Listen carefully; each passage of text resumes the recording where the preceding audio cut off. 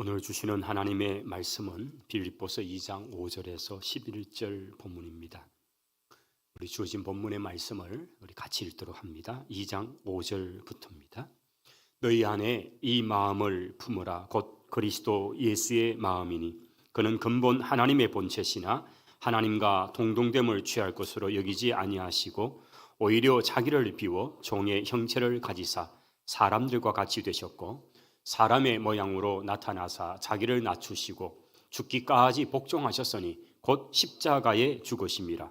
이러므로 하나님이 그를 지극히 높여 모든 이름 위에 뛰어난 이름을 주사 하늘에 있는 자들과 땅에 있는 자들과 땅 아래에 있는 자들로 모든 무릎을 예수의 이름에 꿇게 하시고 모든 입으로 예수 그리스도를 주라 시인하여 하나님 아버지께 영광을 돌리게 하셨느니라. 아멘. 아멘.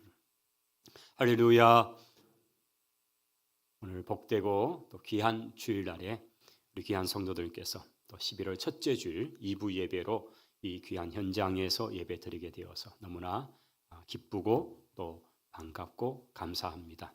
또 영상으로 예배에 참여하고 계시는 또 귀한 가정들도 그곳에서 하나님 앞에 신령과 진정의 예배자로 서서 예배하는 그런 복된 자리가 되시기를 바랍니다. 우리 한번 고백하십시다. 예배드림이 기쁨입니다. 우리 옆에 계신 분들에게는 예배 성공자가 됩시다. 그렇게 좀 축복합시다. 예배 성공자가 됩시다. 할렐루야. 올해가 몇 년도죠? 2022년이죠. 2022년 11월 6일이다. 이렇게 우리가 지금 달력에 그렇게 보고 있습니다. 2022년 누가 2022년을 이렇게 정했습니까? 옛날 같으면 어느 황제 누구 왕 몇 년 이렇게 하지 않았겠습니까? 그대로 하면 윤석열 제1년 이렇게 해야 되잖아요. 약간 기분 나빠하시기도 하는 분들 계시는데 어쨌든 뭐 그렇게 하잖아요. 근데 누가 도대체 올해를 2022년으로 정했는가 하는 거죠. 그건 누가 그랬을까요? 뭐 딴 어떤 종교에서는 뭐 불기 뭐 2000 몇 년이다 뭐 이렇게 하기도 하고 또 우리 또 옛날에 무슨 그런 가면 단기라고 해가지고 뭐 4000 몇 년 이렇게 하죠. 뭐 그 몇 년인지도 사실 모릅니다. 그런데 누구든지 이게 우리 한국뿐 아니고 동양, 서양 다 해도 불교 나라, 이슬람 나라 어디를 가도 물론 자기들은 뭐 이슬람 몇 년이다 하지만은 그래도 집에 떡 걸어놓은 달력에 보면 2022년 11월 달 달력을 떡 걸어놓으셨잖아요. 누가 2022년을 정했냐는 거죠. 우리가 2022년을 얘기할 때에 우리는 꼭 앞에 사실은 붙여야 될 단어가 있어요. 한번 따라 하십시다. 주후 2022년. 다시 한번 할까요? 주후 2022년. 사실은 옛날에는 그렇게 썼어요. 우리 교회를 다니고 신앙생활 하는 분들은 반드시 주후, 주전 이런 단어를 썼어요. 주후 그러니까 뭐 누구 왕후 이름이냐 이게 아니고요. 예수님이 이 땅에 오시고 난 뒤 2022년째다라는 말이고요. 주전이라는 말은 예수님 오시기 전 몇 년 이렇게 하는 거죠. 이게 이제 영어로는 AD라는 단어가 있고 물론 라틴어입니다만은 영어에 뭐 그가 된 것이 라틴어죠. AD라는 단어를 써서 2022 그다음에 그전에는 BC 이렇게 써서 뭐 BC 몇 년, 주전 몇 년 이렇게 쓰는 거예요. BC는 Before Christ라는 단어의 약자입니다. 예수님 그리스도가 오시기 이전에 몇 년이다라는 단어고요. AD라는 단어는 라틴어에서 안노 도비니라는 이런 단어의 뜻이 있어요. 그래서 주 안에서 우리의 세상이다, 우리의 시대다 이런 뜻으로 쓰는 단어예요. 그래서 주후다라는 단어를 우리가 그렇게 번역을 할 수 있습니다.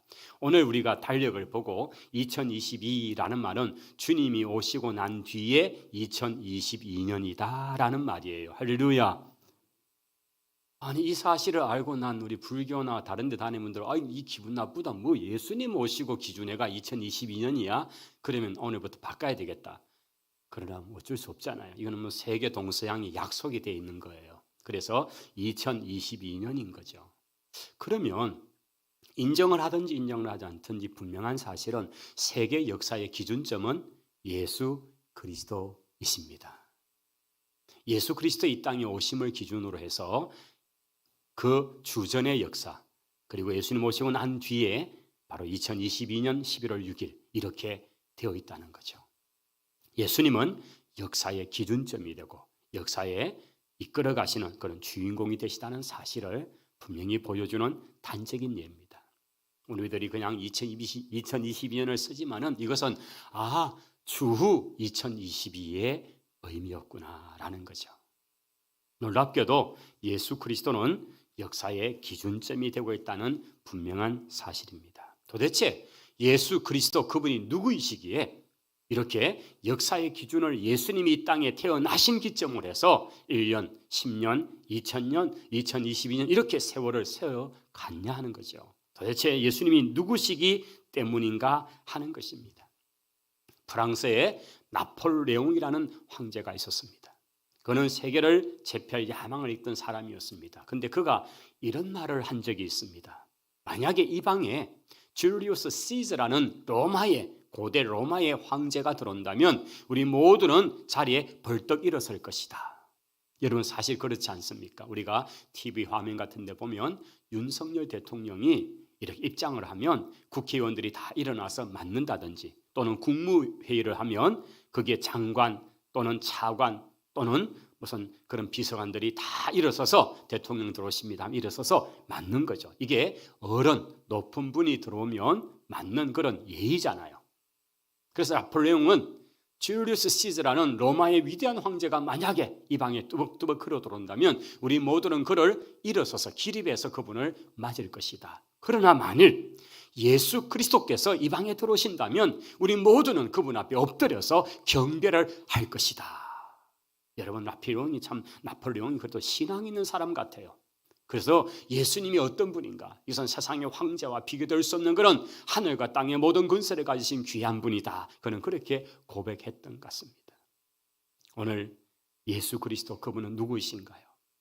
우리가 예수 그리스도라고 하는 이 이름을 부르고 그분을 부를 때 이것은 두 개의 단어가 이렇게 붙여진 거죠. 하나는 예수라는 단어입니다. 우리가 예수라는 이 단어는 예수님께서 아기에 이 땅에 태어나기 전에 그 잉태고지를 하실 때에 주셨던 말씀이죠. 마태복음 1장 21절에 보면 아들을 낳게 될 것인데 그 아이의 이름은 그는 예수라고 해야 된다. 왜냐하면 그가 자기 백성을 저희의 죄에서 구원할 자이기 때문이다 라고 이름을 예수라고 그렇게 붙이라고 하신 거죠. 그러면 그 예수님이라는 그 이름의 뜻에는 바로 자신들의 죄를 구원해 주시는 분이다. 나의 죄를 구원해 주시는 분이다. 이것이 바로 예수님이라는 이름의 뜻인 거죠. 그래서 오늘 우리가 예수님이라고 부르고 예수님을 찾고 또 예수님의 이름으로 기도합니다라고 할 때에 거기는 나의 모든 죄에서 나를 구원해 주시는 분이 당신입니다. 나의 모든 죄에서 나를 구원해 주십시오. 이런 고백이 담겨 있는 이름이라는 거죠.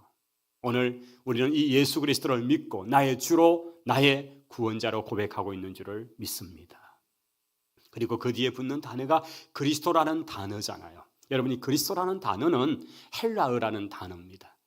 즉 지금 말하면 그리스 나라의 사람들이 쓰는 그런 용어예요. 이 그리스도 원래 발음은 그리스토스라고 하는 그렇게 부르는 단어인데 우리가 번역하면서 그리스도라고 가져왔어요. 그런데 이 그리스도라는 단어는 어디서 또 왔냐 하면 히브리 사람들이 유대인들이 쓰고 있던 그 단어 메시아라는 단어에서 그걸 이제 번역할 때에 그리스도라고 번역을 한 거예요. 그러면 메시아라는 단어가 뭔가를 알면 그리스도라는 의미를 알게 되죠. 자, 메시아라는 단어는 기름 부음을 받은 자라는 뜻을 가지고 있습니다. 기름 부음을 받았다. 그러면 기름 부음 받는 게 뭔가? 그것은 유대인들의 공동체 안에서 새 부류의 사람을 세울 때에 기름을 부음을 받은 거죠. 첫째는 왕을 세울 때에 기름을 부어서 왕을 세웠습니다. 요즘 같으면 대통령 취임식을 하고 그래 하지만은 그 옛날에는 선지자가 왕을 세울 때에 백성들 가운데 보면서 이렇게 기름을 부어서 그렇게 왕을 세웠거든요. 두 번째는 선지자들을 세울 때도 기름을 부었습니다. 그리고 세 번째는 제사장을 세울 때도 기름을 부었던 거죠. 그래서 기름 부음을 받은 자라는 뜻이 메시아라는 단어이죠. 그래서 사람들이 생각하면, 유대인들이 생각할 때에 메시아 그러면 그는 기름 부음 받은 자야, 그는 왕이야, 그는 제사장이야, 그는 선지자야, 이런 의미를 갖고 있는 거죠. 이 말이 이제 구원자라는 의미로 같이 들어와서 예수 그리스도, 그는 우리의 모든 죄에서 구원해 주실 바로 구원자이십니다라는 이 고백이 담겨 있는 것이 바로 예수 그리스도인 것입니다. 오늘 우리가 말씀의 제목이 바로 빌립보서 2장 5절부터 나오는 바로 우리가 본받아야 되고 우리가 만나야 되고 우리가 믿어야 되는 바로 그 예수님이 누구이신가, 예수 그리스도에 관한 오늘 이 내용이 오늘 말씀의 제목이고 또 말씀의 내용인 것입니다. 2장 5절로 한번 가보시면 너희 안에 이 마음을 품어라 곧 그리스도 예수의 마음이다 라고 설명을 하면서 바로 그 예수님이 어떤 분이신가에 관해서 6절부터 쭉 설명이 되어 있습니다. 그분이 어떤 분이십니까? 그는 근본 하나님의 본체이시나 하나님과 동등됨을 취할 것으로 여기지 아니하시고 라고 되어 있습니다. 그는 근본 하나님의 본체시다라는 단어. 사실 우리가 이 본체라는 말을 쓴 적이 거의 없습니다. 누구를 보고 참 본체시나 이런 말은 거의 안 쓰고 어려운 한자 단어예요. 이 본체라는 단어를 번역을 하면 이제 본질이다라는 그런 뜻 또는 본바탕이다 이런 뜻이 되죠. 그는 근본 하나님과 본질이다 같다. 그는 근본 하나님과 본바탕이시다 이런 뜻이에요. 이걸 어떻게 설명을 할까? 여러분 우리가 이제 학교에 가면 교실이 있죠. 교실 안에 들어가면 책상과 글상이 있습니다. 그런데 책상의 모양과 글상의 모양이 확연히 다르잖아요.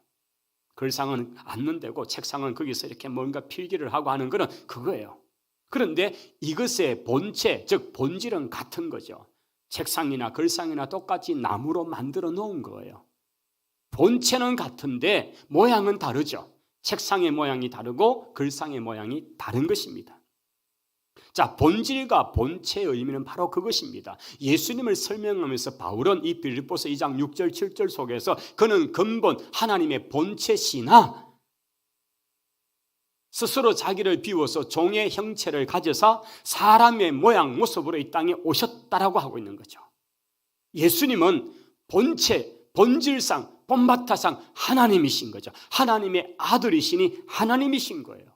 그런데 그분이 우리를 위해서 이 땅에 오셨을 때에 사람의 모양으로 오신 거예요. 모양은 다른 거예요. 바뀌어진 거죠. 사람의 모양으로 오셨다는 거죠. 이것을 지금 바울은 설명하고 있는 것입니다. 예수님의 변함없는 본체, 본질은 무엇일까요? 그것은 바로 근본 하나님의 모양, 하나님의 본체라는 거죠. 이 땅에 오신 예수님은 하나님이신데, 그런데 우리를 구원하시고자 낮고 낮은 이 땅으로 오신 것입니다. 요한복음 속에는 이 예수님이 하나님의 본체이심에 관한 여러 구절들이 나타납니다. 대표적으로 요한복음 1장 1절 태초에 말씀이 계시니라. 이 말씀이 하나님과 함께 계셨으니 이 말씀은 곧 하나님이시다라고 하면서 바로 그 말씀이 예수 그리스도이심을 아주 논리적으로 이렇게 설명하는 부분이 요한복음 1장에 나타나 있습니다. 1장 2절에 보면 그가 태초에 하나님과 함께 계셨다고 설명되어 있고요. 또한 만물이 1장 3절에 만물이 그로 말미암아 지은 바 되었으니 지은 것이 하나도 그가 없이 된 것이 없다라고 설명을 하면서 온 세상 만물이 창조되는 그 현장에 성부 하나님과 성자 하나님의 아들이신 예수 그리스도 성령 하나님이 함께 이 창조 사역에 계셨다는 것으로 어느 하나도 예수 그리스도가 계시지 않고 된 것이 없다는 것을 분명히 설명하는 것입니다.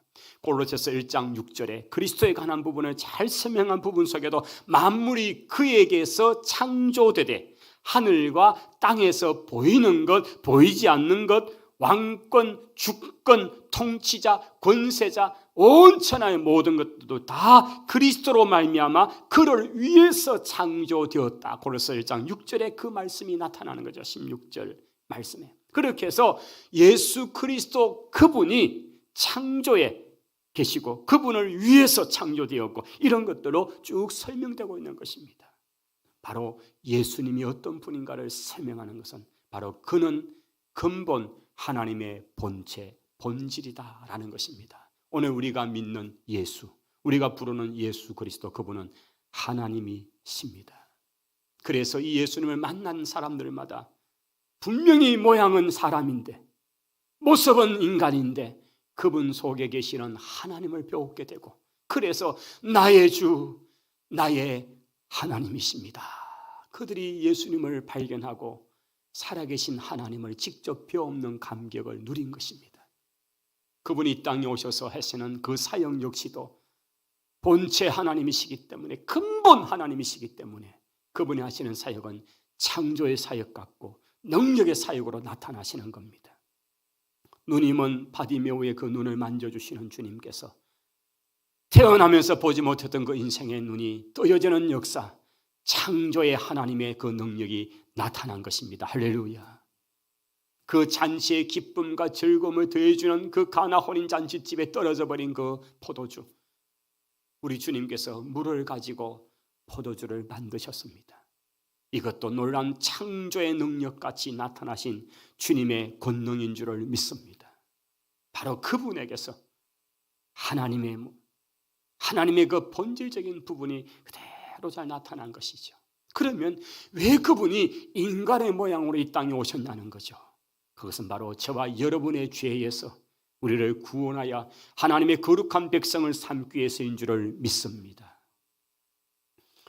제가 신학생이 되었어서 신학교에 다닐 때에 조직신학이라는 공부를 한 적이 있습니다. 하나님이 누구신지 실론, 인간이 어떤 존재인지 인간론, 그리고 인간의 죄에 관해서 죄에 관한 인간론 속에 나오고, 그게 이제 또 여러 가지 신학의 주제들이 있습니다. 그런데 그날 그 수업을 진행하던 교수 목사님께서 우리 인생이 어떤 존재인지를 설명을 하면서 이런 비유를 말씀을 하셨어요. 봄날에 따뜻한 햇빛이 내어지는 마당에 이렇게 앉아서 보니까 개미들이 얼마나 때를 지어서 이렇게 줄을 지어서 가는데 부지런히 자기 집으로 음식들을 그렇게 막 이고지고 가더라는 겁니다. 가만히 보니까 이 개미들이 얼마나 부지런한데, 한 개미를 보니까 자기보다 수배나 무거운 어떤 먹이를 들고는 막 이고 끌고 그렇게 용을 서면서 막 가고 있는 겁니다. 너무 안타까워가지고, 아이고 개미야, 내가 너를 위해서 개미가 되었까? 내가 너를 위해서 대신 우회 좀 해줄까? 내가 너를 위해서 대신 죽어줄까? 여러분, 그 얘기를 그대로 만약 누가 보면요, 참 정신이 나가셨군요. 어째 그 밥 잘 잡숫고 햇빛 좋은 데 앉아가지고 개미하고 대화를 하는 것도 이상한데 뭐 개미 위해서 죽어준다 그러고 뭐 개미가 슬프다 그러고 뭐 이러면서 얘기하는 그 얘기가 도대체 정상이 아닌 거죠. 그러면서 교수님이 개미나 인간은 똑같은 피조물이다. 우리가 개미를 창조할 수 없고, 뭐 개미는 또 더 그렇죠. 똑같이 하나님으로부터 지음받은 피조물이라는 것은 똑같은데, 그런데 사람이 개미와 뭐 대화하고 뭐 그럴 수 있더라도 개미를 대신해서 죽는다, 뭐 개미를 구원하고자 자기가 대신 죽어준다, 이런 말을 들으면 참 정신 나가셨네라고 생각하는데, 그런데 어떻게 인간을 대신하여서 창조주 되신 하나님께서, 인간을 지은 그 창조주께서 인간의 모습으로 이 땅에 오셔서 우리를 대신하여 죽으셨다는 이것은 그 봄날에 앉아서 개미 보면서 희한한 대화하는 그 사람과는 비교될 수 없는 그거 아니냐는 거죠. 멀쩡한 사람이 개미 대신해서 뭐 개미가 되어준다, 개미 위에 죽는다는 것도 이거는 너무 말이 안 되는데, 이거하고는 비교될 수 없는 창조주이신데 그 하나님이 어떻게 인간이 되어서 인간을 대신 죽어준다니, 너무나 쉽게 하나님이 우리를 사랑해가지고 예수님이 우리를 대신해 죽었다고 하는 설명을 우리가 쉽게 말하면 나 위에 죽으신 예수님 말하지만은 그 간단한 예화 하나에서도 정말 말이 되지 않는다고 하는, 어떻게 사람이 개미를 위해서 그것과는 비교될 수 없는 하나님이 어떻게 인간을 위해서 대신 이 땅에 오셔서 죽느냐는 거죠. 이거는 놀랍고도 놀라운 이야기, 설명될 수 없는 이야기.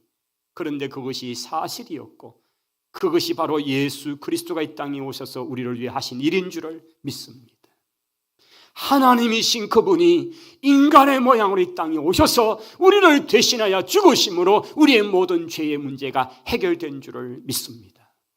이게 복음이요, 이것이 예수 그리스도를 이야기하는 겁니다.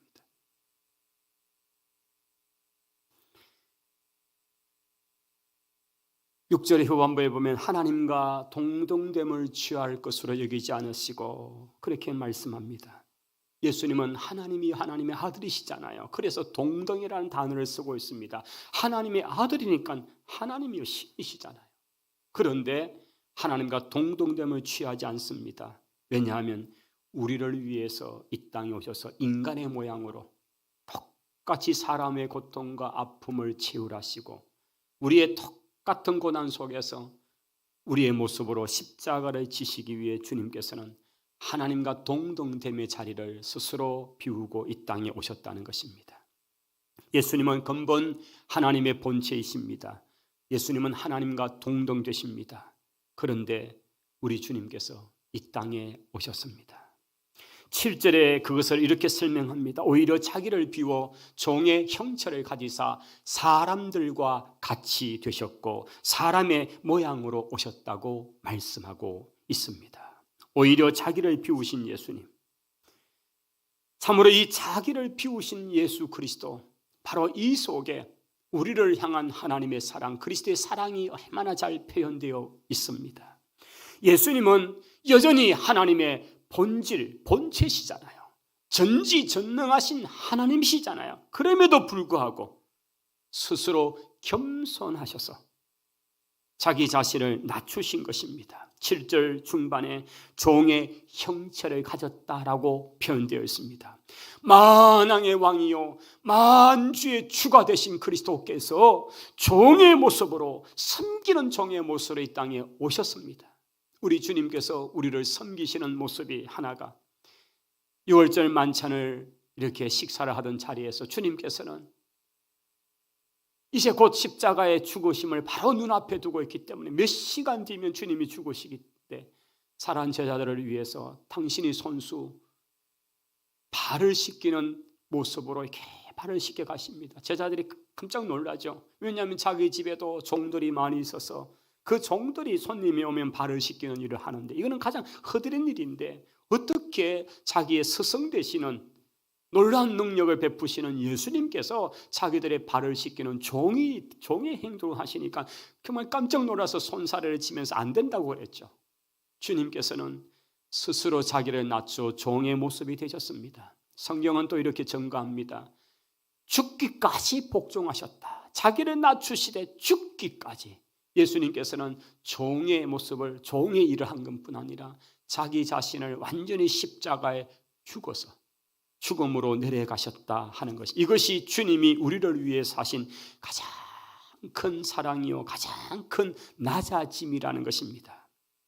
온 세상 만물의 주인이신 예수 그리스도, 그런데 이 땅에서 종의 모습으로 오셨고 그리고는 제자들을 섬기시고 제자들을 위해서뿐 아니라 온 인류를 위해서 십자가에 죽기까지 내려가셨다고 말씀합니다. 우리 주님이 이 땅에 오실 때에 천사의 모습으로 오신들 우리가 어떻게 얘기할 게 있습니까? 하나님이 천사가 되어서 낮춰 오셨다 해도 그거는 놀라운 일이잖아요. 여러분, 천사가 어떤 존재입니까? 영적인 존재입니다. 사실 지금 저희들은 육체를 가지고 있고 또 타락한 그런 죄 가운데 있는 육체를 가지기 때문에 우리의 모습은 지금은 천사보다는 한참이나 모자랍니다. 우리가 어떤 영적인 어떤 그게 안 되고 시공간을 초월도 못하잖아요. 그런데 우리가 거룩한 모습으로, 영원한 모습으로 천국에 들어가게 되면, 즉 부활의 형상을 입게 되면 우리는 천사와 다른 격입니다. 그 천사는 우리를 시중드는 사환의 입장이라면 우리는 하나님의 자녀들인 줄을 믿습니다. 우리가 예수 그리스도를 믿음으로 하나님의 자녀가 되는 권세를 누렸지만 그러나 지금 여전히 죄성을 가진 육체 속에 있기 때문에 우리는 여전히 천사에 비해서는 한참이나 모자란 것처럼 볼 뿐이죠. 그러나 우리의 모습이 영화의 단계에 들어가게 되면 그때는 죄 없는 완전한 상태에서 하나님의 자녀들이라고 하는, 이거는 다른 격이에요. 종으로서 천사는 하나님의 심부름꾼이라면 이제는 그곳에서는 그 천사들이 우리를 수송되게 될 것입니다. 자, 이게 다른 신분인데, 그런데 지금은 우리가 여전히 아직도 죄악에 있고 우리가 여전히 육체적으로 불안한 속에 있기 때문에 우리는 천사들과는 사실은 많이 차이가 나죠. 그들은 영적인 존재라면 우리는 그렇지 않죠. 우리 주님께서 이 땅에 오실 때에 인간의 모습이 아니라 천사의 모습으로 오셔가지고 역사를 하도 우리에게는 얼마나 놀랍겠습니까? 그런데 그렇지 않고 주님은 인간의 모습으로, 인간의 나약한 모습으로 오셨다는 겁니다. 여러분, 인간의 모습으로 오신 예수님께서는 아픔을 그대로 똑같이 느끼시죠. 여러분, 줄이신 예수님은 배고파하십니다. 40일 동안 금식하신 예수님은 배가 한없이 고프셨습니다. 우리 예수님은 슬퍼하시고 슬픔의 자리를 보시고 눈물을 흘리시면서 또 그 고통 앞에 아파하시고 정말 크게 비명을 지를 만큼 고통하면서 나의 하나님, 나의 하나님, 어찌하여 나를 버리시냐고 그렇게 부르짖을 만큼 주님은 철저하게 인간 그대로의 약함을 그대로 가지신 겁니다. 단지 한 가지, 죄는 없으시더라 라고 성경은 말하고 있는 것입니다. 자, 사람의 모양으로 나타났다. 이 8절의 이야기, 이것은 주님이 저와 여러분과 똑같은 연약함 속에 계셨다는 겁니다. 그래서 그 아픔을 채우라시고 그대로 아픔을 가지신 것입니다. 그래서 자기를 낮추고 죽기까지 복종하신 그 자리가 예수 그리스도께서 우리를 위해서 이 땅에 오신 모습이더라는 것입니다. 왜 그랬을까요?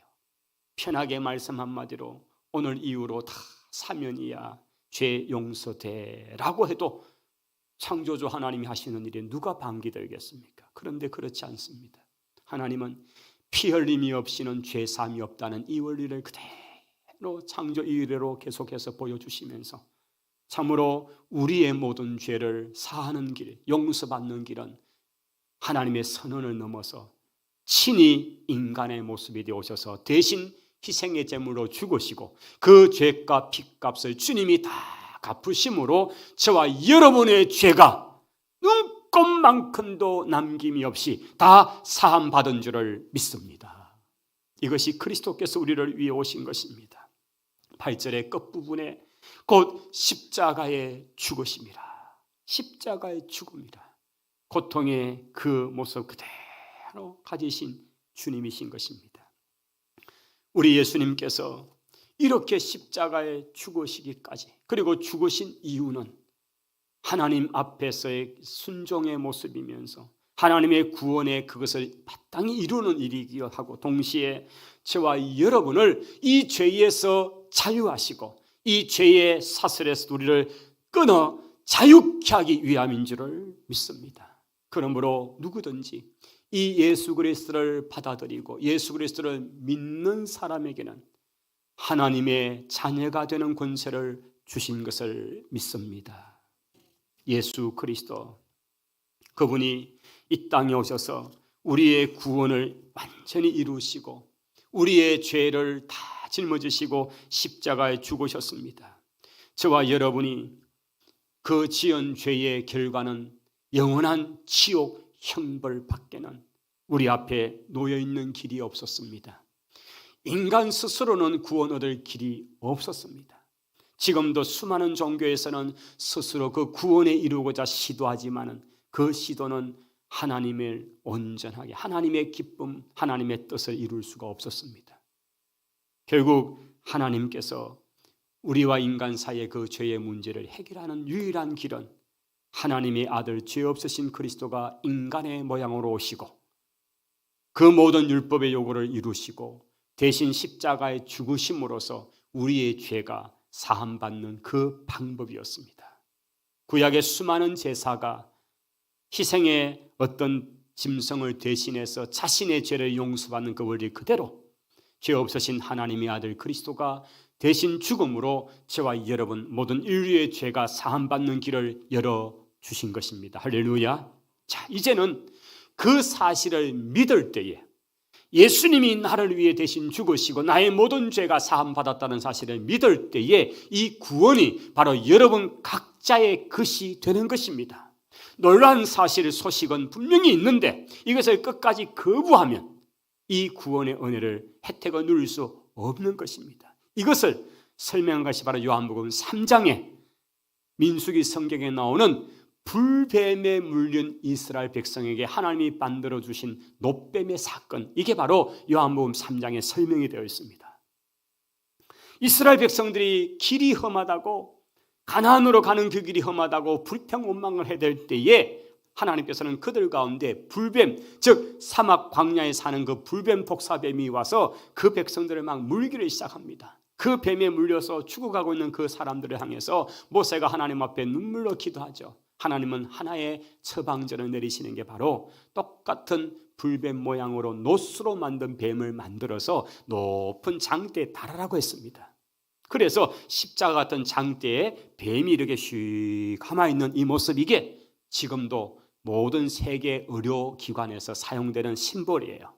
세계보건기구도 그렇게 십자가 같은 모양의 뱀이 이렇게 꽈있는 이 모습, 이게 바로 불뱀의 사건에 하나님의 치유의 방법으로 주신 거죠. 자, 이렇게 말씀합니다. 누구든지 너희를 물었던 그 불뱀의 모습을 한 놋뱀을 쳐다보면 산다라는 겁니다. 여러분, 이게 의학적으로 과학적으로 하면 말이 안 되는 말씀이에요. 그거 본다고 낫냐고요. 그런데 의학이고 이성이고 이거 다 접어놓고 보면 산다는 말씀을 믿고 쳐다보면 고침받을 줄을 믿습니다. 이게 믿음의 영역, 신앙의 영역이에요. 이론, 과학, 논리를 따지면 도저히 볼 수 없어요. 그래서 끝까지 이를 바닥바닥 물면서 안 쳐다본 사람은 그대로 죽은 거예요. 그런데 고통 가운데 있으면서 모세를 통해 전해준 하나님의 말씀을, 그 말씀을 내가 믿습니다 하고 그 놋뱀을 어쨌든 간에 쳐다보려고 이렇게 해서 쳐다보면 고쳐진 것입니다. 할렐루야! 이게 믿음의 행위입니다. 오늘 또 예수 그리스도가 우리의 모든 죄를 지고 십자가에 죽었습니다. 그분이 죽음으로 나의 모든 죄가 용서받습니다. 이 예수 그리스도를 믿으십시오. 과학적으로 논리적으로 하이고 말도 안 된다, 그거 믿어가 될 것 같으면 내 주먹이나 믿으라, 이렇게 하는 수많은 사람들은 구원에 이를 수 없는 거죠. 그런데 정말 그것이 맞는가 여겨서 내가 예수님을 믿습니다, 내가 예수님을 믿겠습니다, 내가 주님을 마음에 모시겠습니다, 예수님이 나의 모든 죄를 다 사하시고 내가 천국에 갈 수 있는 길을 주님이 열어주셨으니 내가 이 사실을 받아들이겠습니다, 예수님 내가 믿습니다, 주님 나를 불쌍히 여겨 주십시오. 그런 사람은 하나님의 자녀가 된 줄을 믿습니다. 요한복음 1장 12절에 영접하는 자, 곧 그 이름, 예수 이름을 믿는 사람은 하나님의 자녀가 되는 권세를 주셨으니. 할렐루야! 이것이 바로 복음입니다. 오늘 저와 여러분이 이 예수 그리스도를 마음에 모시고 주님과 함께 살아가면 여러분은 천국이 여러분의 것이 될 줄을 믿습니다. 오늘 이곳에 많은 분들은 이미 예수 그리스도를 마음에 모시고 주님을 영접하고 주님과 더불어 살아가는 줄을 압니다. 그러나 혹시 예수님이 내 마음에 오시기를 원하고 그런 기도를 함께 동참하게 원하면 제가 하는 기도에 여러분께서 한번 따라서 기도 같이 해주시면 좋겠습니다. 사랑의 하나님, 저는 죄인입니다. 저의 죄를 위하여 예수님께서 십자가에서 피 흘리시고 구원하신 것을 믿습니다. 이제 저는 죄에서 돌이키고 예수님을 저의 구세주와 저의 주인으로 모시겠습니다. 내 안에 오셔서 나를 새롭게 변화시켜 주옵소서. 예수님의 이름으로 기도합니다. 아멘. 아멘. 할렐루야. 바로 이 예수 그리스도, 나의 모든 죄를 대신 지고 십자가에 죽으신 그분, 그것이 바로 저와 여러분을 위한 하나님 놀라운 선물이요 그리스도께서 행하신 구원의 길임을 꼭 기억하시고 주님을 마음에 모시고 믿음으로 살아가기를 축원합니다. 우리 찬송 91장 찬양 부르겠습니다.